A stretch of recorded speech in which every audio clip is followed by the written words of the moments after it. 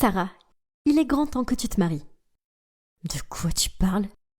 Se marier? Pas question. Je suis encore à l'école. Oh, lâche-moi un peu.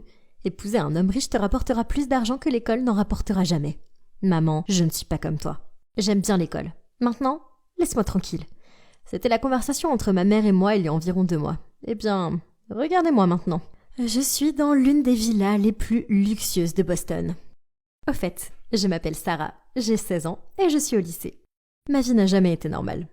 Pour commencer, je n'ai pas de père et ma mère est totalement irresponsable, choisissant de dépenser tout l'argent que nous avons dans les fêtes et les hommes. Bien sûr, elle n'a pas de travail, alors nous comptons sur sa dernière aventure pour nous aider.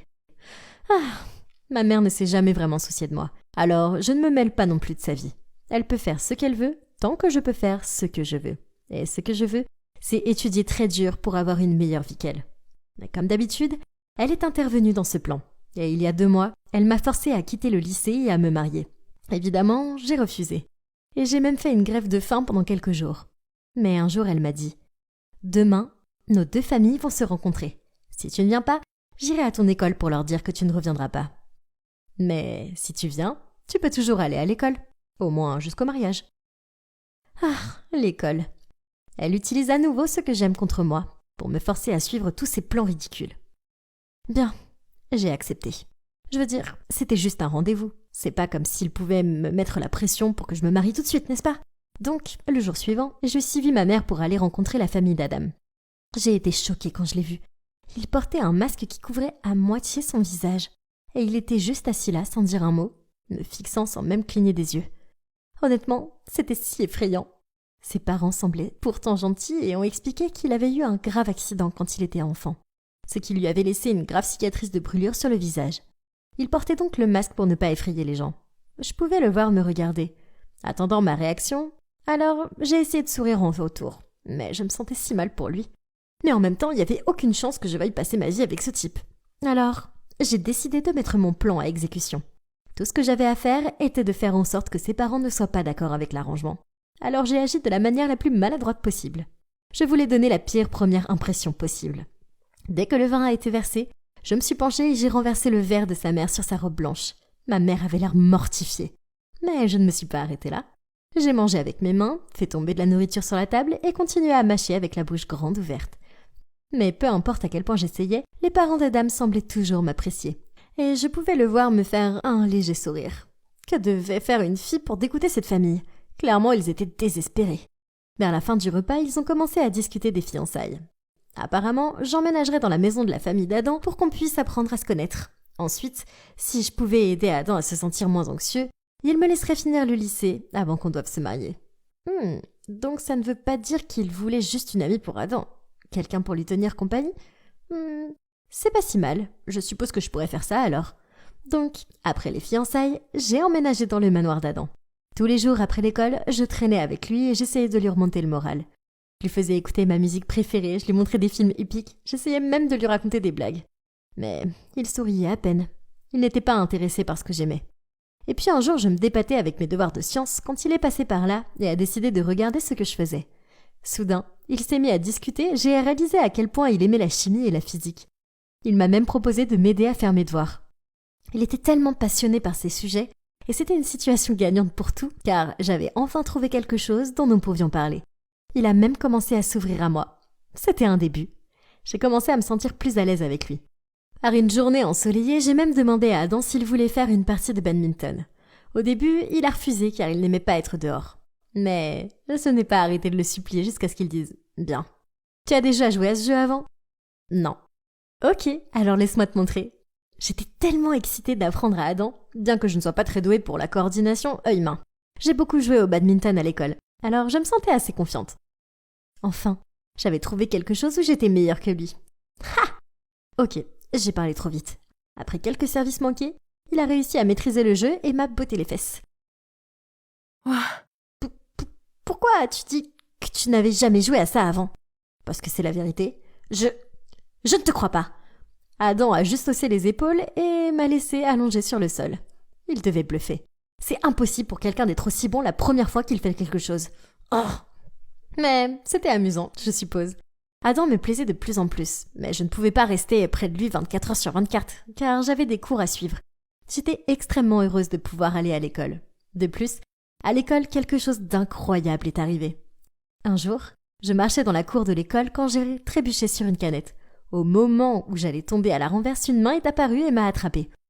On a établi un contact visuel et je vous jure que c'était le coup de foudre.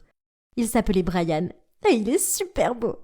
À partir de ce moment-là, on s'est envoyé des textos non-stop tous les jours et il n'a pas fallu longtemps pour qu'il me demande d'être sa petite amie. Et bien sûr, j'ai dit oui. J'étais folle de joie, mais je devais évidemment le cacher à Adam et à ses parents. Une nuit, j'étais au téléphone avec Brian quand soudain un texto de ma mère est arrivé.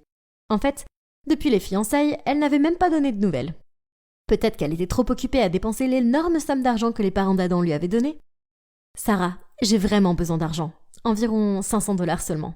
Peux-tu s'il te plaît demander à Adam s'il peut me les prêter ?»« Quoi ? Tu as déjà dépensé l'argent que ses parents t'ont donné ? Arrête de poser des questions. Trouve-moi juste cet argent, d'accord ? Oh, argent, argent, argent. Tout ce qui l'intéresse, c'est l'argent. Elle n'a même pas demandé si j'allais bien.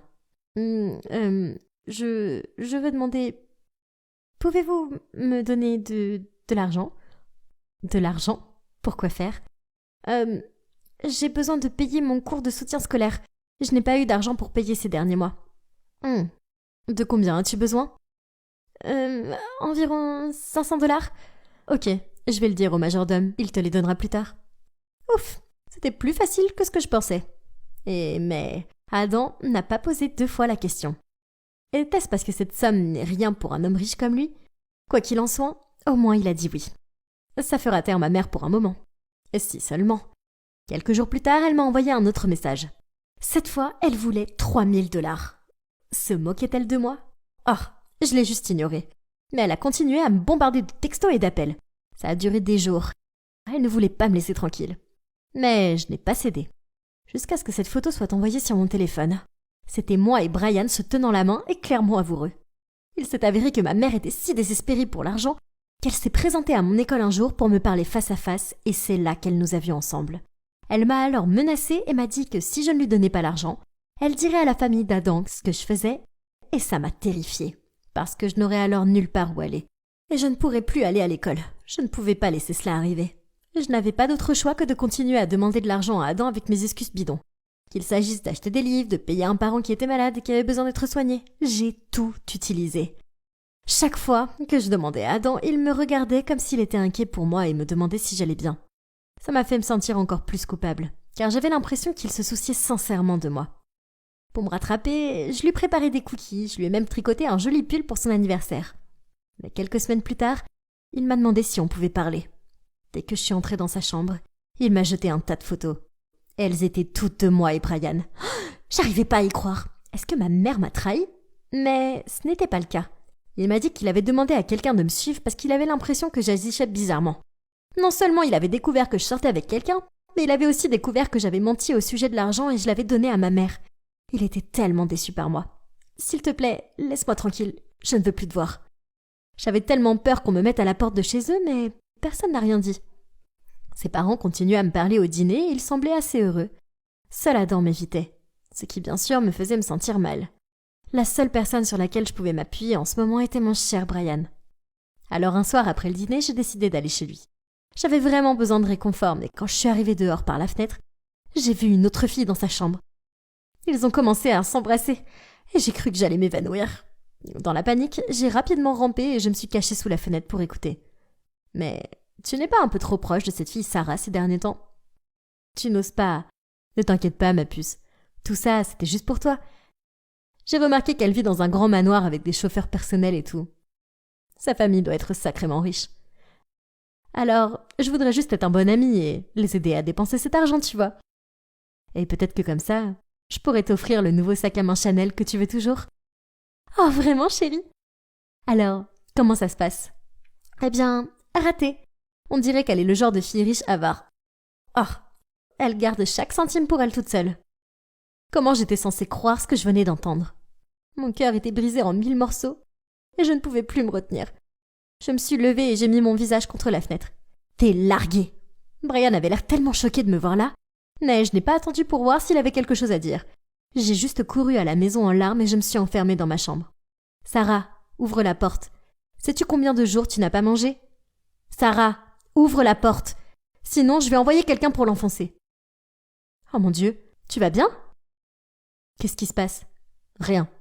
Je suis désolée de t'avoir menti tout ce temps. Je ne voulais pas. Soudain, Adam me prend dans ses bras et me dit « C'est bon, ne pleure pas.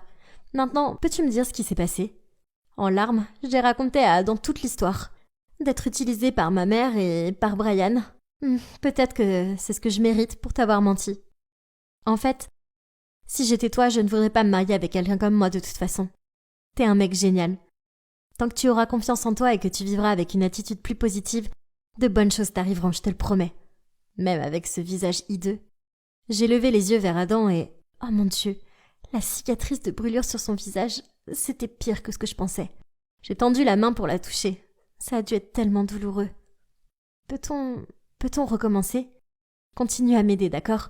J'ai regardé Adam, j'ai souri et hoché la tête. Donc, après ce jour, j'ai continué à rester chez Adam et à l'aider à sortir de la vie d'isolement et d'autodépréciation qu'il menait.